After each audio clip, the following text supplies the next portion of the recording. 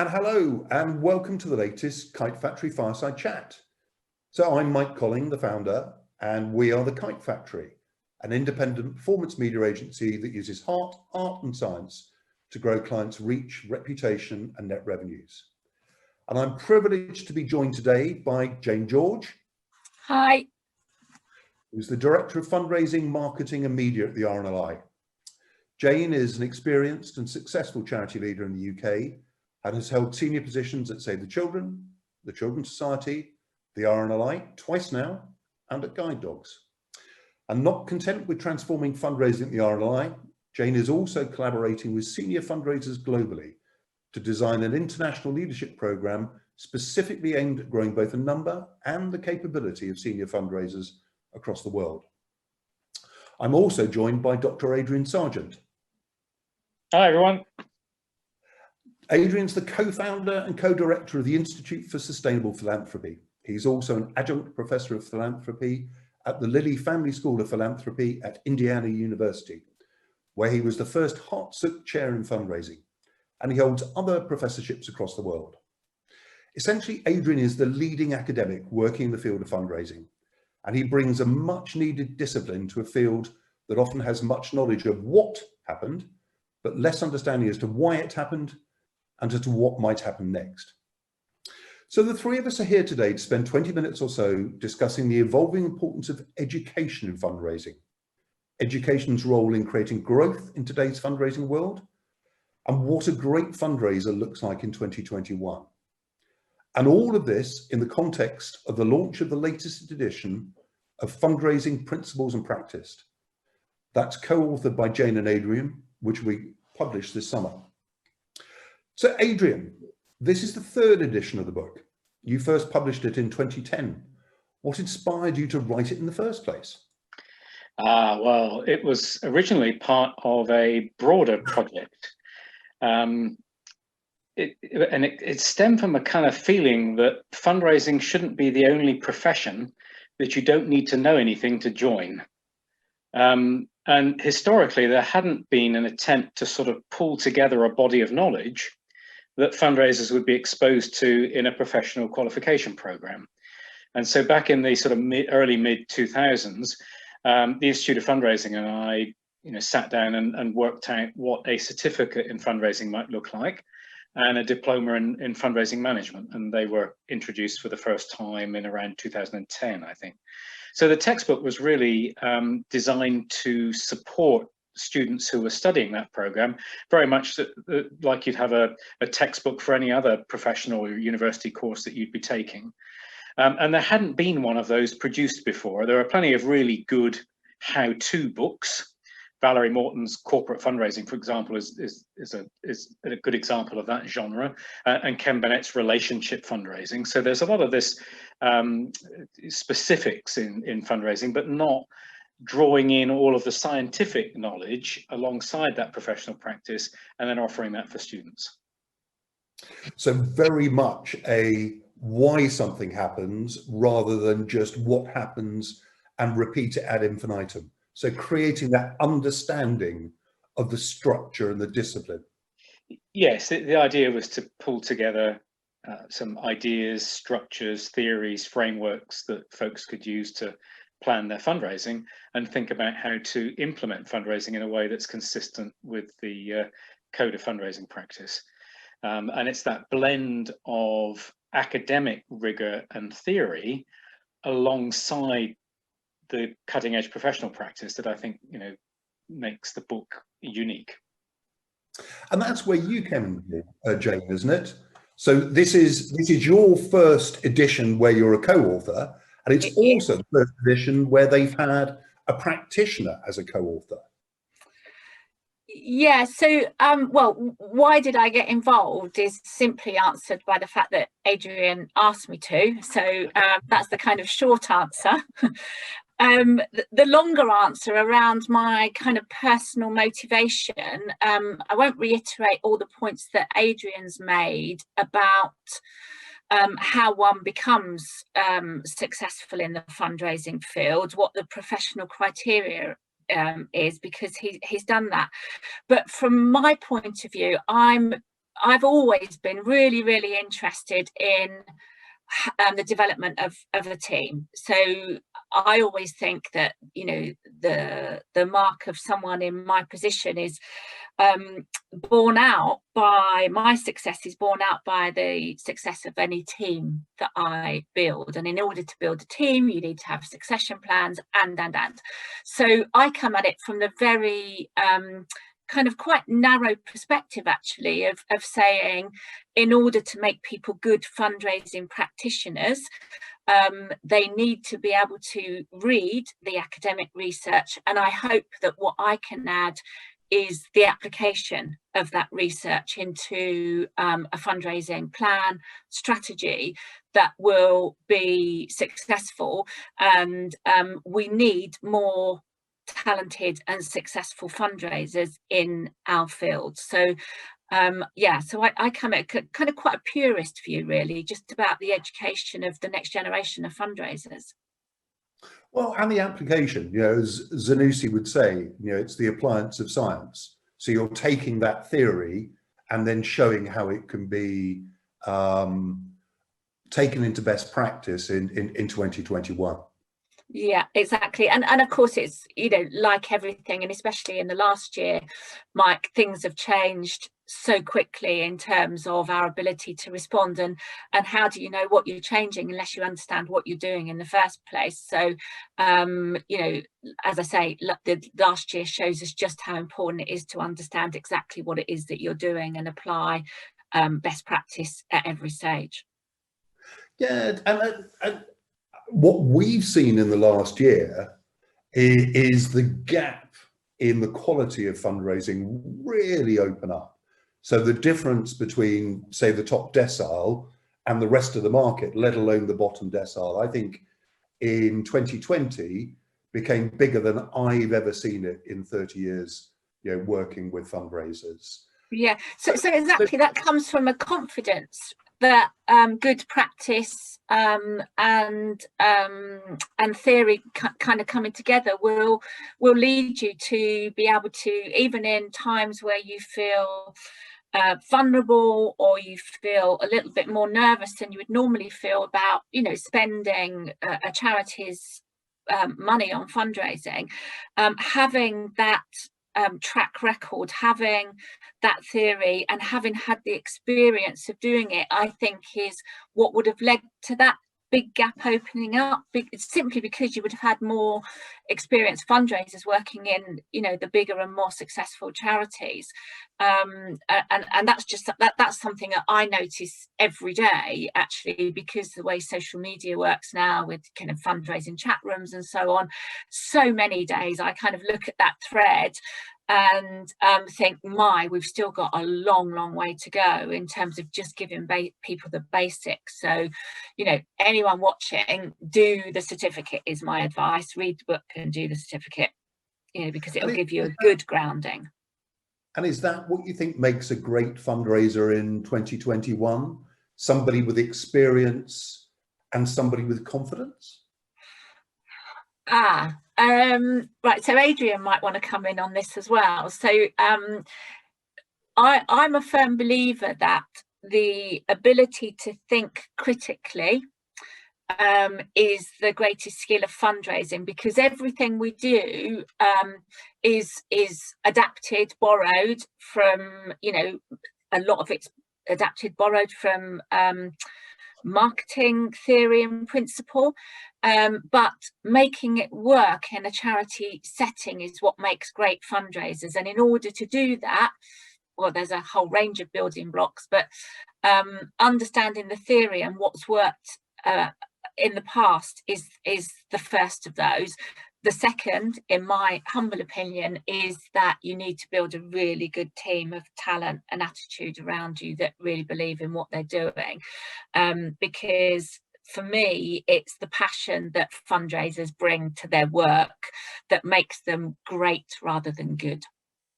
Adrian, I don't know if you want to add something to that. Yeah, I'd embellish the first argument that you raised there, which is the ability to think critically. And you also said something around the notion of, we tend to beg, borrow and steal things from other sectors and then bring them into fundraising. My biggest beef is that when we do that, we often don't think about the implications of that. And there needs to be more of that thought leadership in our sector.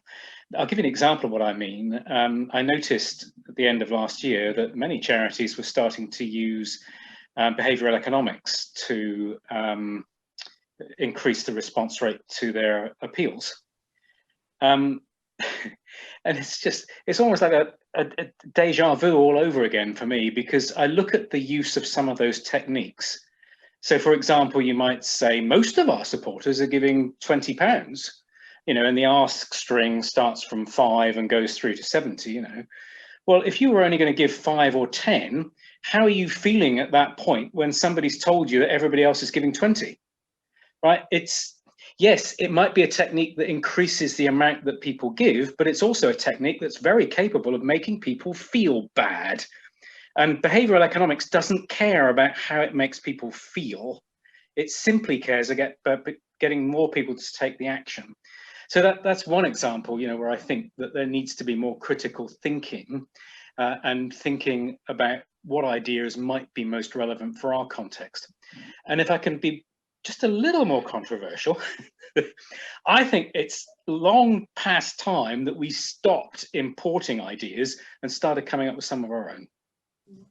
And you know what, Adrian, speaking as a practitioner who works in both the commercial world and in the not-for-profit world, I'd really endorse that. There's lots of really good original academic research in the commercial marketing world. And there's pretty much only you in the fundraising world. And I think there are far too few people who ask why something happens in fundraising, but more importantly, how you could make that better rather than just repeating what you see. Which I think brings us nicely to the book, because there's a lot of your original research and thinking in there. And I know the pair of you would want me and the audience to read the whole book. But if we just have a desert island disc moment for a minute, Adrian, if you're just going to choose one chapter that I can read before bedtime, which would it be and why? Well, I think making the case for investment in fundraising is really important. And Jayne is going to talk about that in just a second. So I'm going to go with my second choice, which is around the realm of donor retention and loyalty. It's an issue that is, global, really, in terms of scope. In the States right now, almost 80% of newly acquired donors will not be there supporting the organisation at the end of the year. We still do a little better than that in the UK, but nothing that we should be proud of. We'll lose about half the folk that we recruit over the course of the first year of their journey. And if you're running a business, good luck trying to run it on that kind of basis. So retention has been a really difficult issue for the sector to address. The textbook talks about what organizations are doing practically, but it also introduces some of the theory. And I've just critiqued the fact that we take theory from different sectors. One of the things that we borrowed quite heavily from the business world was the notion of the components of a relationship: satisfaction, commitment, and trust. And when we articulate how a relationship feels, often it's articulated with those variables. So in fundraising, it's satisfaction with the quality of service provided by the fundraising team, that burning passion or commitment to see the mission of the organization achieved, and the extent to which we trust organizations to do what they say they're going to do when they take our donated resources. And to date, that's pretty much where we are in terms of trying to measure the quality of the relationships that we have with supporters. The latest science, though, has moved on a little bit. I said satisfaction, commitment, trust. Those are ideas taken from the customer world in the for-profit sector. We're currently looking at metrics that have been built from the domain of philanthropy. And of course, philanthropy is all about love, right? That's at the core of what we mean in philanthropy. So why shouldn't we have a set of love-based metrics that talk about the intimacy, for example, that donors feel with the organization, and the kinds of relationships that they feel and how those are experienced? Intuitively, you think that's got to be a better way of assessing our fundraising rather than just looking at those commercial metrics. So that's kind of the journey that chapter goes on. Yeah, that really resonates with us. I mean, we've worked with WaterAid now for about 16 years, taking them first from pure performance, how do I get the lowest cost per acquisition, through to then value and longevity of a relationship. And then for this last 5 years, absolutely to these love metrics that you're talking about. And how can WaterAid be the organization that their supporters love above all others? And I think we found from a very practical point of view that their net revenues have grown further and faster under that last strategy than under the previous two. And it's interesting, I would agree with you, the sector seems to be mostly reliant upon bringing in leaders from outside to help with this move from just churn and burn into what is a true relationship. With people like Claire Sadler arriving from Direct Line to British Heart Foundation probably being the most recent. I mean, it's interesting, we haven't invented our own. Yeah, and there are two types of relationship broadly. There's what I would call kind of a transactional relationship. So I do something for you in the expectation that you will do something for me. And that something for me might just be, a warm glow, feeling good about the fact that I've made the donation, that kind of thing. But it's still very much an exchange. I do this, you do that. And then there are communal relationships, which there isn't the expectation that somebody is going to give you something back. The reason that I would take an action to support you, for example, is that I care about you or I love you, right? And that in itself is enough. I don't need any kind of exchange back as a consequence of that. And communal relationships are the only kind of relationship where you can experience that love and that intimacy. And so we should be, I think, taking some of that science about how human beings develop those communal relationships and then starting to apply that into the way that we look at our fundraising. It's not a very British thing to do because we don't like talking about love, right? We're not about that. We're stiff upper lip and all that. But actually, I think that's the future direction of travel for the profession, is we'll get more competent in encouraging that broader love for humanity. Yeah, I think you're absolutely right, because it's the one card we can play that others can't. So that's Adrian's favourite chapter. Jayne, what's yours and why? Okay, so I think mine's going to kind of underline what Adrian's just said. I mean, my favourite chapter is actually the one on leadership. And the reason I say that is because, I've been a leader in the sector for a number of years now. I tell you how many. And everything I've learned about being a good leader here means that you need to be in touch with your intuition and emotional intelligence as much as you do with your your academic intelligence. In the case of the book, the theory of leadership, which Adrian articulates brilliantly in that chapter. So there's that element of it, but spreading that out and creating an environment where it's okay to love your donors, to feel safe loving your donors, and making that the primary focus of everything you do every day, takes a degree of leadership skill, but more importantly, it takes a kind of emotional leadership that's really, really important. So, because then that translates into the messages that you're conveying to your donors. So just one little anecdote again about the last year was recognizing very, very early on in the pandemic that one of the things that people were feeling during that early stage of the pandemic was a loss of their control and power. about the things they could do in their own lives. And by giving our donors a reason to carry on supporting, in this case the RNLI, was the thing that we could do for them, that gave them the opportunity to discharge their judgment and share their generosity and do something that they thought was really, really important. And as Adrian decided to give them that glow. But that took courage, because a lot of the people at the beginning of the pandemic were going, oh no, we can't possibly ask, we'd be competing with the health charities and but you know, one of the things we recognize as a sector now, I think more than ever, is that they're not our donors, we are their charities.